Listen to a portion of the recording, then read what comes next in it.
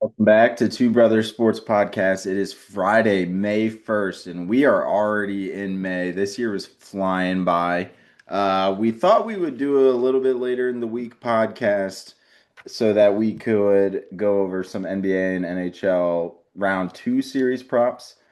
Turns out that what we thought would happen did not happen, and we have all four Eastern Conference NBA playoffs at game six. And we still have two Western Conference at 3-2 as well at game six. So I know NHL's in the same boat, so we'll do what we can on the picks wise, just see what we got going on this weekend. So more or less a weekend preview. And then, of course, we did have a nice NFL draft special last week, so we're going to talk a little recap.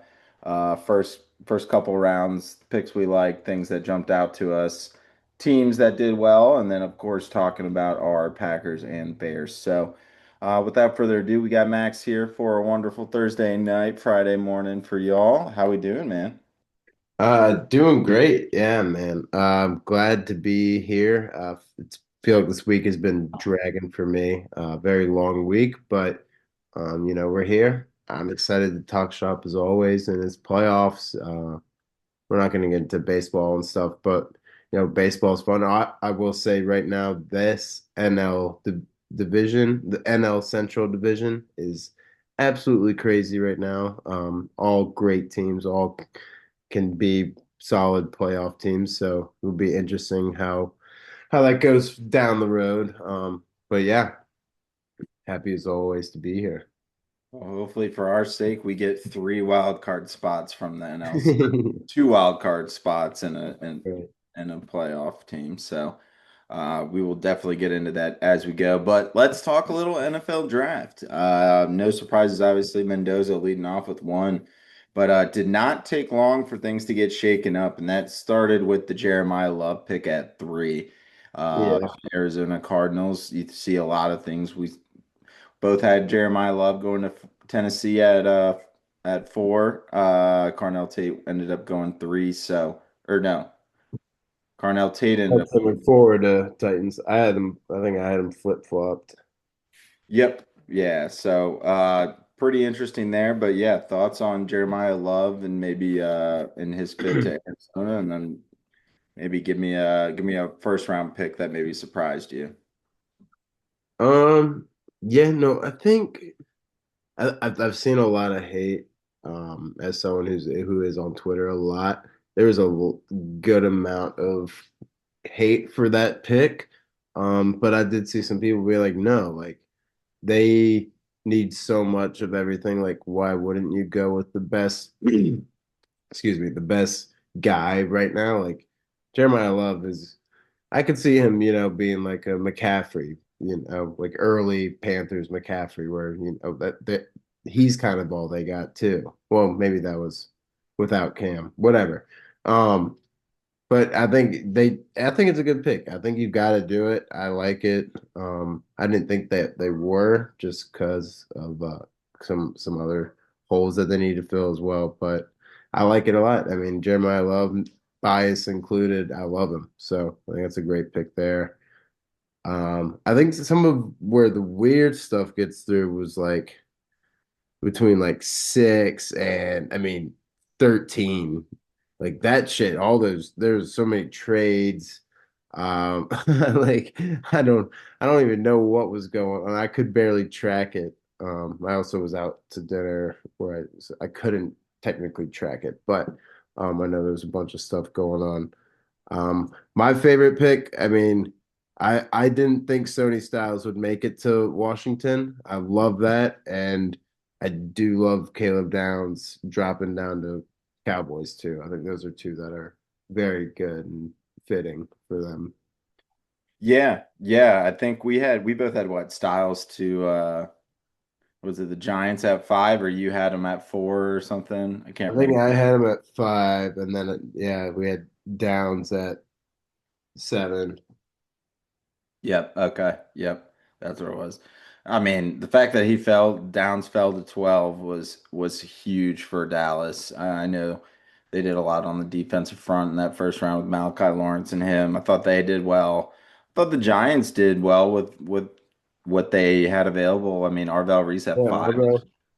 Not didn't think that they were going to get him, and then you get Maunoa, the tackle from Miami, to help shore up that offensive line. We both thought, I think, after you saw Downs slip past Washington, I could have sworn that Giants were going to be all over that with the Arvel Reese and Caleb Downs combo. Yeah, dude, that was sick. But you got to protect the quarterback, so totally get that. I think that's a good pick. We had him going to Cleveland at 6. So overall, I mean, really good value there. Kansas City trading up for Delane. Yeah, that 6 was was an a little interesting one. surprising.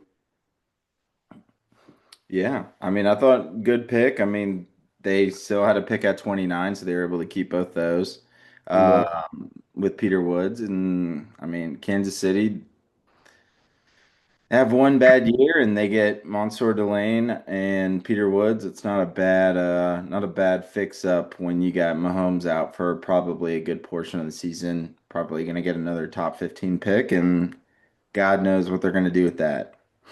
yeah. No, and speaking of a top 15, number 15, I mean, Ruben Bain dropping down there to the Bucks is I think might be the steal of the draft. Yes, we like as mentioned, Sam mentioned, short hands, I believe, but this guy is, I mean, he's an animal. I think he's going to be huge for that D line and a game changer instantly. So Yeah. getting Bain at 15 is a steal. Still staying in Florida too, so I'm sure he's happy Right. with that. Not going far at all.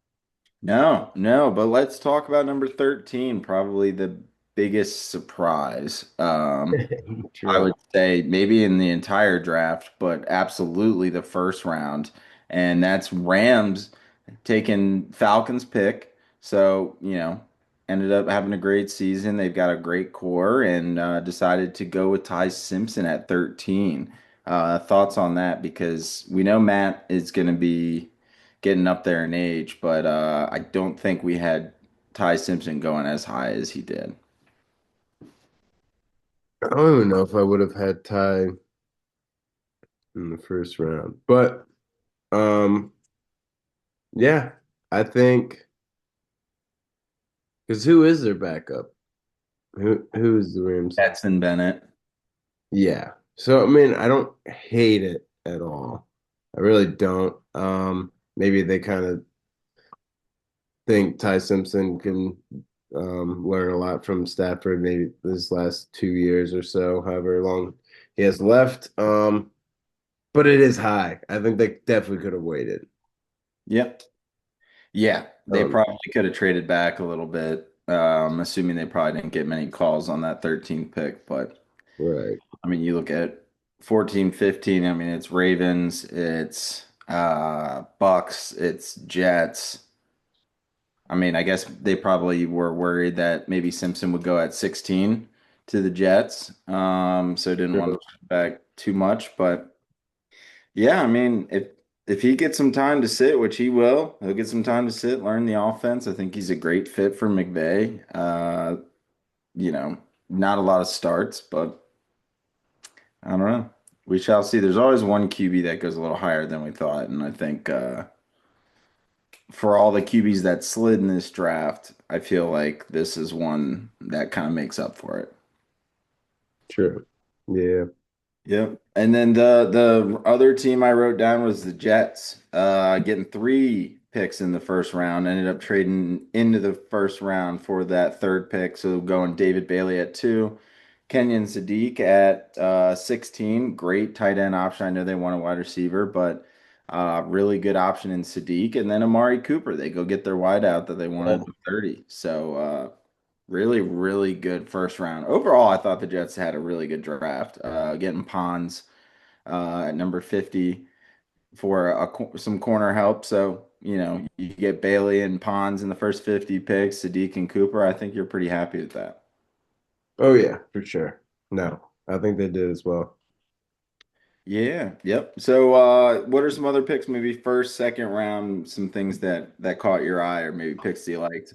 I'll just say it, and we're going to talk about it later. But the Tiananmen pick for the Bears, I think that goes without saying. But we will talk Bears Packers once we get through the rest of it. Yeah.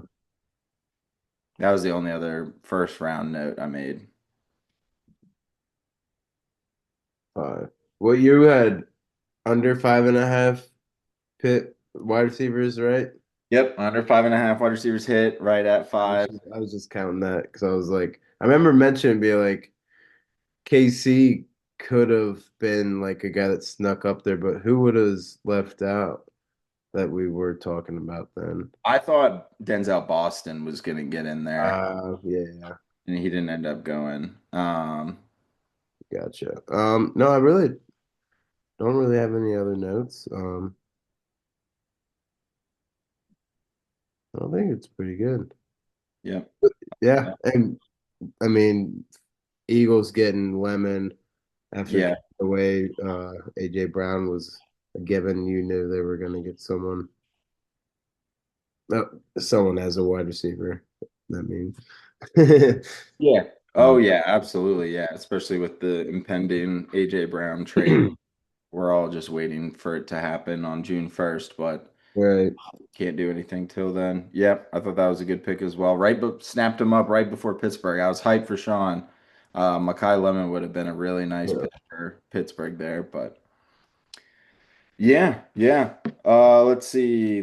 Second, third round, maybe some later round picks before getting into maybe a couple other teams that we haven't mentioned in their drafts. I love the Caden McDonald pick to Tennessee at 36. I think I had him mocked to the Bears at 25. Fell a Yeah. little bit just with some of the way the draft was going. And all I could think about was Caden McDonald in the middle, and now you got Daniil Hunter and you've got Will Anderson on the other side. So Gonna that's be pretty nasty. scary. Yeah. So that was one. Overall, I love the Titans first couple rounds. So we talked about Tate going early, Kendrick Falk from Auburn trading back into the first round at 31, and then Anthony Hill at number 60. Yeah, Anthony Hill's nice. Yeah, so they got a couple really nice picks there. Um, I don't think. I think Cleveland's having a has had a steady draft too. Like yep. just kept under the radar. But looking at their second round, I'm like, oh shit, okay. Yeah, no, really good second round. Fano getting that offensive line piece. Then you get two great wide receivers in Concepcion and Boston, and then you get that safety from Toledo, who Mm, everyone was kind of raving about. yeah, I like it. And then you get Taylon Green in the sixth round, who was the combine QB stud, ran some crazy numbers at the combine. So, you know, in a crowded QB room of Shadur, Dylan Gabriel, and Deshaun Watson, crazier things have happened. It looks like from what I've Nuts. read, Deshaun Watson's going to be QB1, which is no surprise there from a talent perspective. Locker room guy, to be determined. So you never know. Yeah, agreed. And then just talking a couple QBs, Carson Beck going round three to Arizona, first pick of the third round. Drew Aller going in the third round to Pittsburgh at 76. And then Nussmeier going round seven to Kansas City. Maybe which one do you like the most fit wise? Which one are you most surprised about? Talk to me about those couple QBs that basically anything after Simpson. Drew Aller surprises me a little bit, I'd say the most. Boy, and Nussmeier. Nussmeier shouldn't be drafted. I don't like as much as I do hate Carson Beck, I kind of don't hate that Cardinals drafting him. Like, I think there's a chance that something can happen. I don't like him, but he can play, and if his game can transfer over to NFL, and he's already got Love and Harrison, and Trey McBride. They're slowly building up that offense. There's a chance. There's a chance, and I don't hate it. I think that's a good, solid, sneaky pick for them. Yep, I would agree with that. I would absolutely agree with that. Um, Let's see. Yeah, that I mean that's pretty much it from like a round by round perspective. Yeah. Couple teams I wrote down that we haven't talked about. I thought Baltimore did a great job getting Ioane the in round one. We both mocked him there to Baltimore interior guard from Penn State. Then they get Zion Young, who's a great edge rusher from Missouri, who I think was expected to go in the first round, didn't end up going in the first round. And Mhm. so I thought that was a good pick by them there. No, that's yeah, good one. Trying to think of post, but maybe later than. Oh, well, I mean McCoy from Tennessee, he was projected to be top. I think we like almost talked about him. Who was that? Sorry. Uh, McCoy from. I had him mocked to at like 16 or something. So I was off by about 84 picks. I heard he had like a late injury that was like sent out. Like there was some sort of Off injury, with his knee, I think is what it was. or at least I didn't know about it because I had him. I think I had him going like 18th, but we didn't go that far. Um, yeah, no, I think it was good. I mean, you got Klubnik going to the Jets too. Yep. That was crazy. Um, Yeah. I've heard your thoughts in the group chat about the Packers, but if do you want to jump into your thoughts on y'all's draft? Yes, yeah, sure. Overall, I would say very efficient draft by the Pack. They only had 6 picks. So not a lot of picks to look at, but I thought what they did with their picks were great. They traded up a few times to get guys that they really wanted. Big needs were linemen, corners, both offense and defensive line, corners, O line, and then I mentioned it, and they did more than what I asked for. And I asked for one of those seventh round picks to be a kicker because we got to get McManus's ass out of Green Bay. And instead, they traded both their seventh rounders to get up into the sixth round, get the number one kicker in the draft, Trey Smack, which is an incredible name. Dude is a fucking bomber. Was hitting 60 yarders in the combine workouts. So love that for starters. So huge on the special teams. I think between Cisse, who they got in round two from South Carolina, the corner, a little undersized but bigger than Keyshawn Nixon, another Gamecock corner we've got. So he's got potential to step in as corner one uh, as soon as he's able to get on the field. So that's great news there. Chris McClellan, I didn't know a whole lot about. Was a little confused, but did some research as a D tackle, nose tackle from Missouri. Had 6 sacks last year, which is pretty good for a D tackle. So you don't see that very often. And big man in the SEC, we like that. I trust Green Bay's scouting on that. And then the last couple picks, we got Dennis Sutton, who between Dennis Sutton and Jagger Burton, not Jaeger, it looks like it, but it's not. Were two big like draft crushes on a lot of the Green Bay Packers like Cheesehead websites. So you get a nice edge from Penn State to get paired with Michael Parsons with Sutton.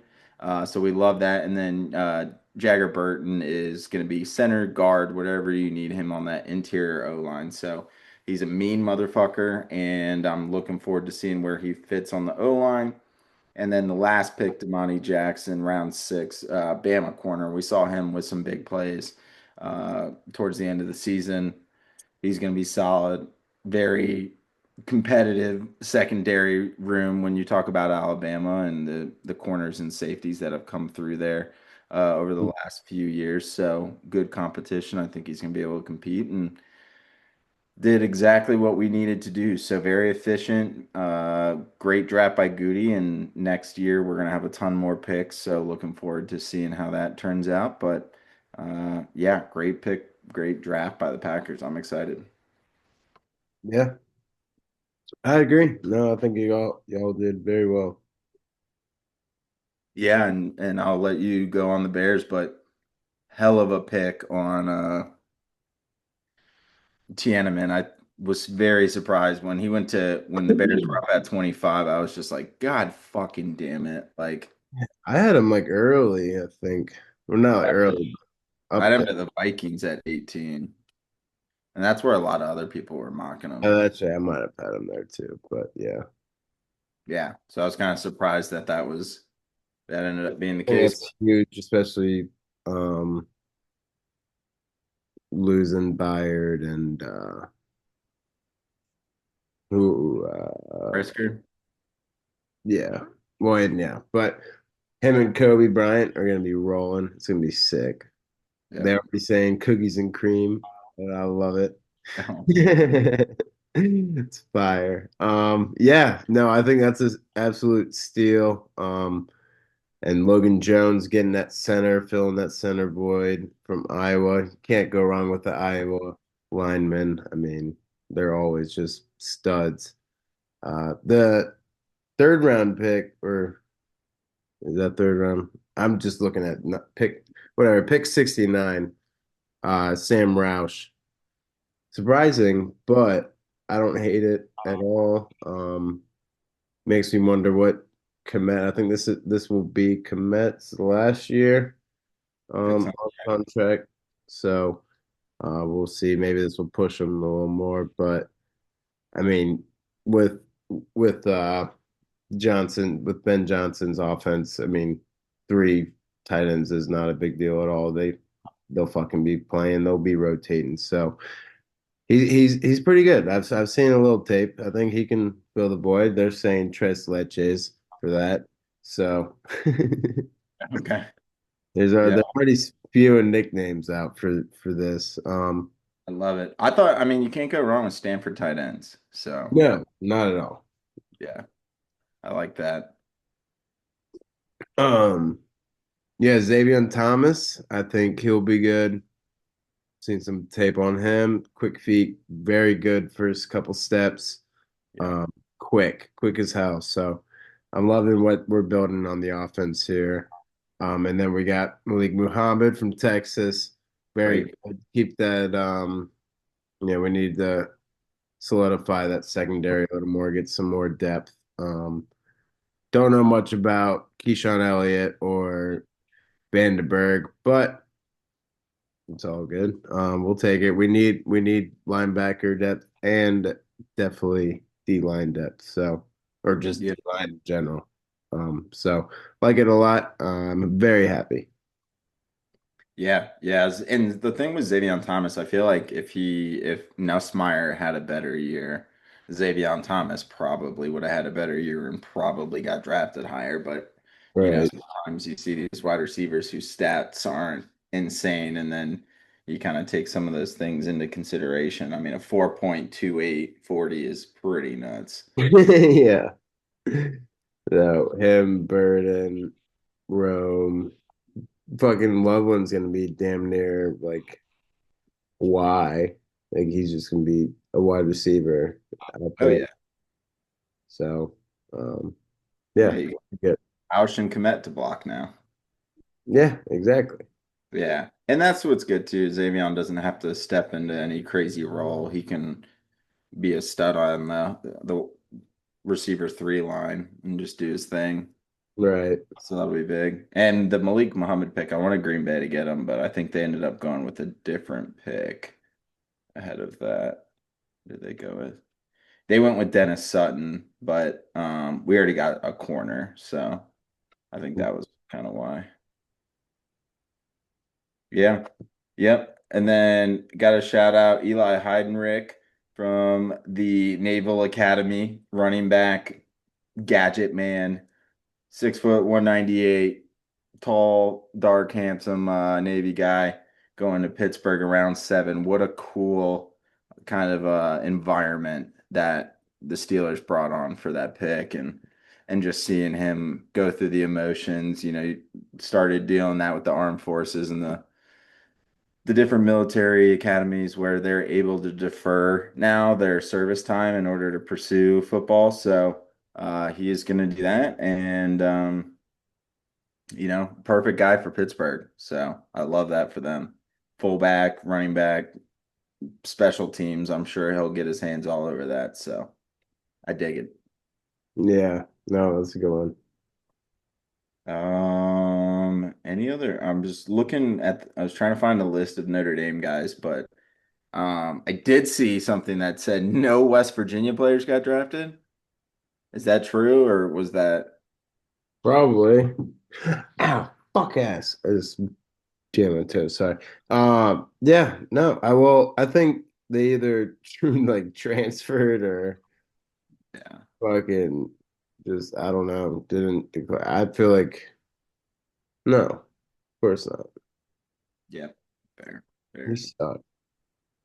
Yeah, I mean, and then it's funny just because there's so many teams who had picks, like multiple picks in the first round. There's like teams I just forgot were even drafting, like the Falcons trading their pick to the Rams. I was like, I didn't even realize they were drafting Buffalo, same boat. Mm. Cincinnati. I mean, those guys all did well with what they could. Denver, Green Bay. I mean, there's like 7 or 8 teams that didn't have first round picks, which you don't. Colts, Jacksonville. I mean, that's like 6 or 7 teams that didn't have first rounders. San Fran. And how about we were doing the stat on running backs to be drafted in the first round from the same college in the same year. We can add one to that with Jadarian Price going 32. Hey. I think that's a great fucking pick, dude. He's got not a Yeah. lot of mileage. Was back like it's almost like fuck, I can't remember who I think it was Josh Jacobs and Derrick Henry. Josh Jacobs didn't get drafted in the first round. Um, Josh Jacobs didn't have as much mileage, went to Vegas or Oakland at the time, I and thought, huh? I thought Josh Jacobs got drafted like seventh. I don't think so. Maybe he did. Now I gotta check. Um, but still, even with Josh Jacobs, maybe it was. When did he get drafted? Oh, he was in the first round. What pick was he? Huh. Maybe I'm thinking of someone else. I'm definitely thinking of Bama. Someone on Bama who maybe it was Gibbs. From Who oh was Gibbs did drop. who Maybe was Jacobs and Gibbs. yeah, maybe it was Jacobs and Gibbs then or Gibbs some did drop. Gibbs yeah. is probably like fucking like 36. I don't know. Yeah, I'm trying to find 2019 NFL draft. But basically these Bama running backs are when you got those guys and it's like you go through and you're looking at it and you say, all right, like, why is this running back not getting as much attention? It's just because he had a guy like Jeremiah Love in front of him. And, you got him and Charbonnet, I think, and you got Emmanuel Wilson from Green Bay on a cheap deal. I mean, it's a pretty good it's a pretty good setup there. Yeah. No, I agree. Um, Jacobs. Who else? Yeah, I can't find it wasn't I guess it wasn't Jacobs, but it was someone. It probably was Gibbs then. He was fan that. Hmm.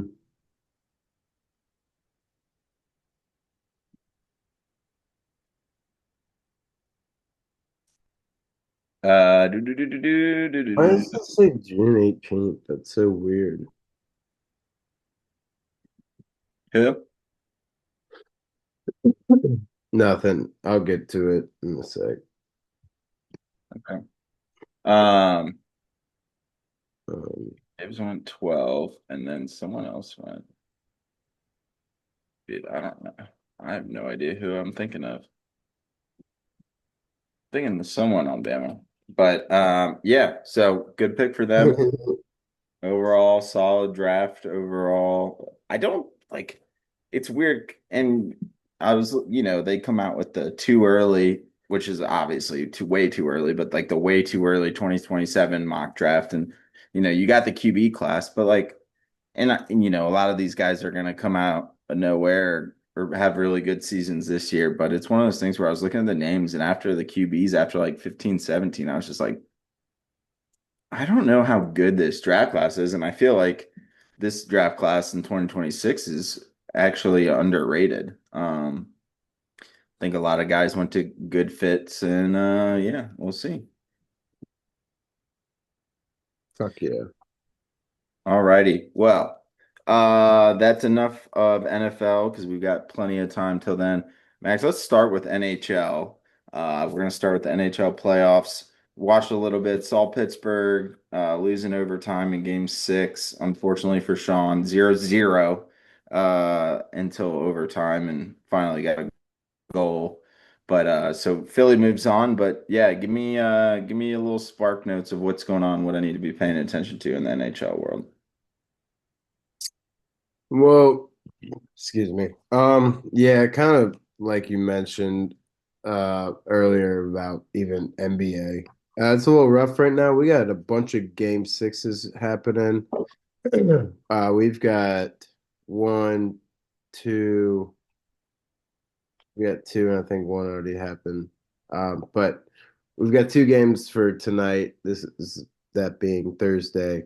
Um, so I won't talk about those. Granted, it could be uh, series changing. Oilers are down 3-2 against the Ducks, and the Wild are up 3-2 against the Stars. I think those were two that I said were going to be the winners coming out there. So will be interesting to see how that goes. But too late for that. We've got a lot of like comebacks in these series. Penguins almost came back and got it. The Bruins are slowly coming back. They're up or they're down 3-2. Game six in Boston tomorrow night or tonight, if you're listening on Friday at 7:30. Buffalo is minus 118. I think Buffalo could do it. Uh, I don't know if this Bruins team is really has that oomph in them. I don't know if they can completely pull it back. And granted, if anything, it will be back at Buffalo after. So, but I like a Buffalo minus 118 and give me probably under, which I can't see right now. Five and a Under, yeah, plus 102. yeah, I like that.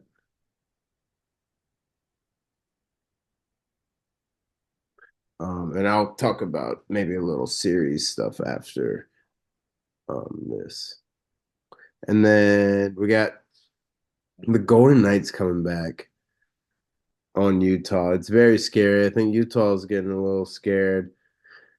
You got Vegas minus 115. I don't want to keep, picking the favorites. But I do like Vegas, and I kind of like that over 5.5. Say they've been having some high scoring games. I like wake up and it's like 5-2, and I'm like, what the hell? Yeah, so I like that. Maybe you could even parlay. No, you wouldn't want to do them. Well, you could definitely parlay money line, but I was thinking of a spread, but no. Yeah, I'd say money line and over. I like that. I like that. Anything you like on this Tampa Bay Lightning Canadians matchup? Oh yeah. Sorry, I didn't scroll down. That's such a weird one.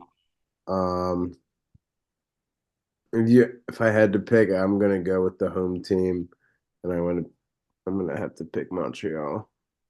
Okay. Wait, how's Montreal? Oh wait, yeah, they're the dogs. So I'll take that. I'll if you want, you can parlay that plus 1.5 for minus 278. I know that's a fucking steeper, but like you're like fuck it. Just like some random if you're like baseball and NBA, if you just want to like throw something in there for funsies, I think that's a good one. Okay. Okay. Okay. And then it looks like we've got maybe Flyers Canes already decided on for next round. That's probably the only one it looks like to be. Have you had a chance to look at any series props on that? I'm seeing Canes are minus 330. Um, so yeah, that's pretty set there. I'd say I think it's gonna be 4-1. I think it's gonna be gentlemen's. So Canes at plus 2.5 is minus 190 games for the series. Sorry. Um, yeah. Plus 160 for minus 2.5 Oh, wait, series. sorry, that's what I meant. I was looking at the Flyers. Yeah, yeah, minus But I 160. like that. Yeah, I like that minus one or plus 160. Yep. Yeah, plus 160 minus 2.5 is very nice. There we go. Okay. I need that. I got a future it was the Fitzpatrick brothers for winning. It was like Saturday before they teed off. It was like plus 350, and then it's Canes, Abs, Celtics, and Thunder all to reach the finals. And it's 25 to win like 2 grand. Hmm. So that I hope happens for the Canes because I need them to. I need Boston tonight to beat the Sixers, but that's the one I'm most worried about right now. Yeah. Abs rolled. Abs are just waiting for their matchup, and then Canes. So Celtics get it together tonight. Get your shit. Yep. Anything NHL, or should we segue over to NBA? Um, no, I think I'm good. All these other, yeah. Yeah, we should be good for like a Tuesday next week and be able to sneak in, like some round two stuff, Yep. like Agreed. multiple odds. But yeah, we, Don't we? I think we have. Is next week the U.S. Open or not U.S. Open? um, No, it's the PGA Syracuse. Championships in a few weeks. So we got Truist and then the Myrtle Beach Classic. Okay. Oh, the Truist Championship is the Quail Hollow tournament. It used to be the Wells Fargo. Oh, Okay, U.S. Open's in June. I couldn't remember which one was after the Masters, but PGA Championship will be in Philly. Um, Never mind. Okay, cool. I like it. All right, sweet. Moving on to NBA. Let's see. Max, you ran point on NHL. I will do that for the NBA. That's why we make a good podcast because we complement each other well. You got what I don't, and then we know a lot about what we both know. So that being said, Knicks are up 19 right now, almost the end of the first quarter. So just I'll just give like quick for tonight's predictions, more of just a thing. Just because all 3 games tonight are 3-2 game sixes. So Knicks looks like they're probably gonna close out, but would not put it past them if they just blew chunks all over the court and somehow blew the lead because it is in Atlanta, but they're up 19. So Knicks money line there.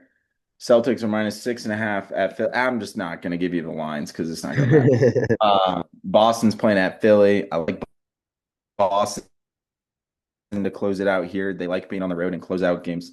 Missoula, I heard a stat. I think 17-7 and close out games on the road. Or not close out games, but elimination games on the road with Boston. So I like them to get through, even though if I were to be playing this, I like Philly plus 6.5. I think they'll keep it close with Embiid back, but I think Boston wraps it up. And I think the Nuggets, who are actually down 3-2, no Anthony Edwards, no Dante DiVincenzo. So Julius Randle and company, it's going to be tough, but I like Nuggets to win tonight and force a game 7 at home. ooh. I think that is going to be a really good game. So if that's played tomorrow or tonight, that'll probably be played Saturday or Sunday. So we'll see there. I do think with the injuries that Minnesota sustained, I think Nuggets will close it out.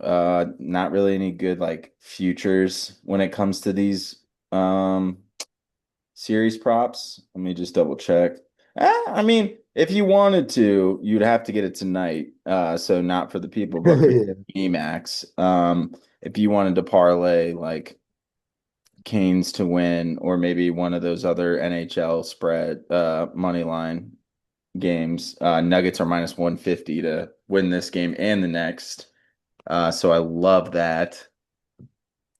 So I like Denver to do that. So that's where I'm at for tonight. Tomorrow, aka today, for those listening, I have three games for you.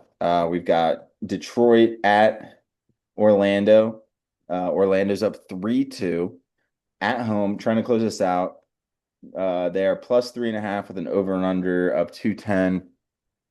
I like the over in this game, although I could see it be a little low scoring, so I'll give that as a lean on the over. Mm. And I am, even though Franz Wagner is out, I think the Detroit home crowd really helped them out last game, and I think Magic plus 3.5 is a great, great bet. And then also I kind of like their money line at plus 136. Bancaro. Don't know if you got a chance to watch last night, but Bancaro and Cade, back-to-back number one picks, they went 45 points a pop. So 90 of the 200 points were those two. So I love some of the props that are going on there.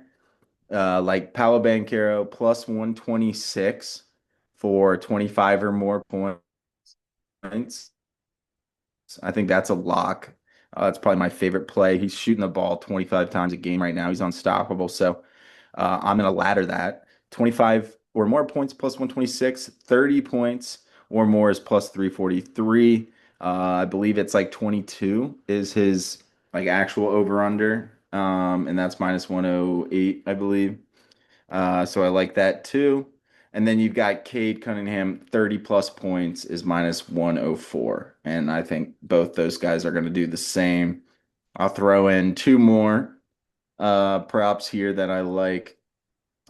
Jalen Suggs with Franz Wagner potentially likely out.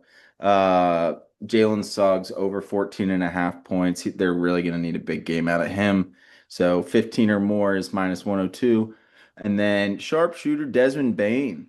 I hit a nice parlay yesterday with pretty much variations of the picks that I've just given you, minus Jalen Suggs.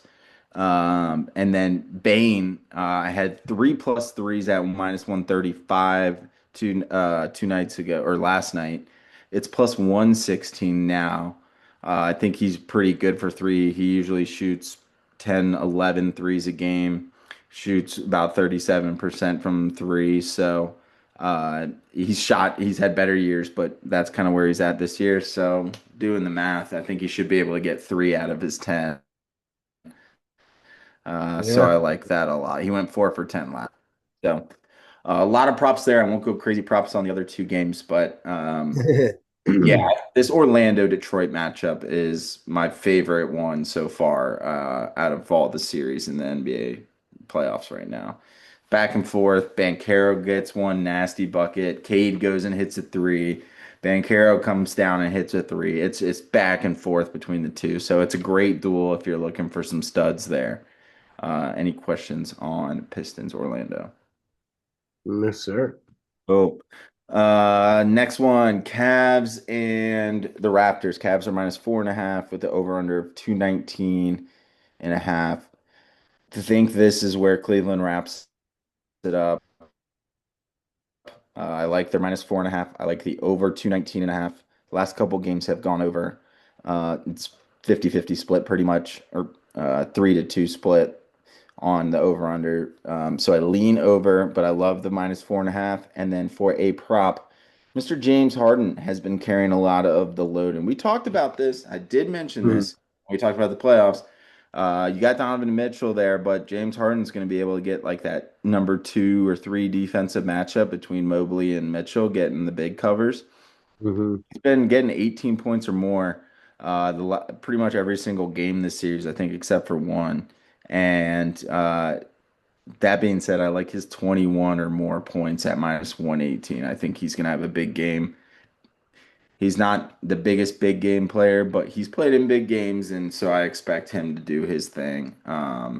And Cavs to take care of business.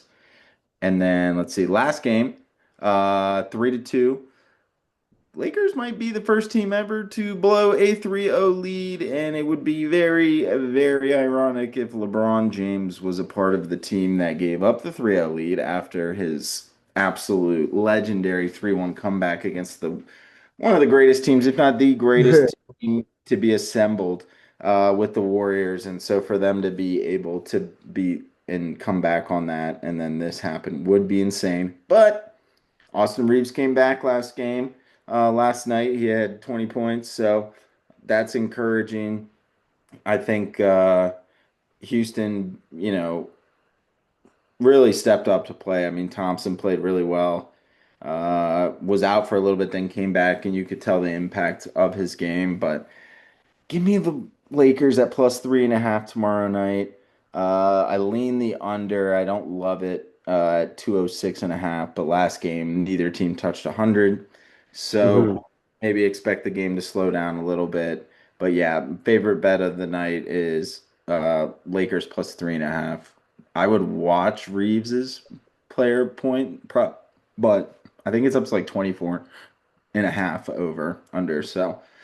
Probably going to stay away. That's a lot of points for a second game back after injury in a playoff environment like this on the road. So Right. yeah, lean with the plus 3.5. I'm hoping it doesn't go to game seven, even though game seven at Staples Center or whatever, crypto.com arena, whatever it's now called, Yeah. would be nice. So those are kind of my picks there. I'm trying to think if there's, yeah, that's about it. So just waiting on matchups, but yeah, those are kind of the main picks. I Nice. love the Magic. I just love watching the Magic play. They are fun. Yeah, great team ball. They got some shooters. They got Bankero there, who's a monster. They got big men like Carter in the center, and they move the ball very, very well. So hoping they can wrap this up, and if not, Franz Wagner will be able to play Game 7 if said game is forced. Right. So yeah, just the Thunder and the Spurs chilling at home watching. It's crazy. Both NHL and NBA only with a couple teams that have wrapped up series and just waiting for the others to finish up. So good rest on their part, I guess. Yeah. Facts. Definitely. Yeah, yeah. Sweet. Only other thing I had on the docket was just one play on the EPL side for Sunday, and that is because Aston Villa is hosting Tottenham, who has been shite. What do we think of Tottenham? Shite. What Uh, do you think of shite? Tottenham. That's where we're at right now. Plus 115 on the money line. So you're still getting some plus money. Villa did not play well against Nottingham in their Europa League game tonight. Uh, Lost 1-0 off a penalty. So expect them to be back at home, fired up, ready to roll, and bouncing back from this matchup today. So plus 115, nothing crazy, but the fact that it's in the plus money and it's not like a minus 120 or something like that has me wondering what's going on. Uh, Right. but yeah, Tottenham's been shite. So give me Villa 1-0, 2-1, 2-0 match. Love it. It's good. Yep. And noise. I didn't check Brentford, but anything on Brentford or any other weekend festivities you want to talk through? I mean, we got West Ham, but I'm fucking pissed off at what they did against United this past Monday. So, minus 105 for at home against West Ham. So we better fucking get 3 points for once, dude. Four ties in a row and just looked like shite against Man U. So not happy, but we're still fighting. We can get to six. I got that sixth place bet that's still fucking fighting. Really needed to get some wins, but who knows? Yeah, I know.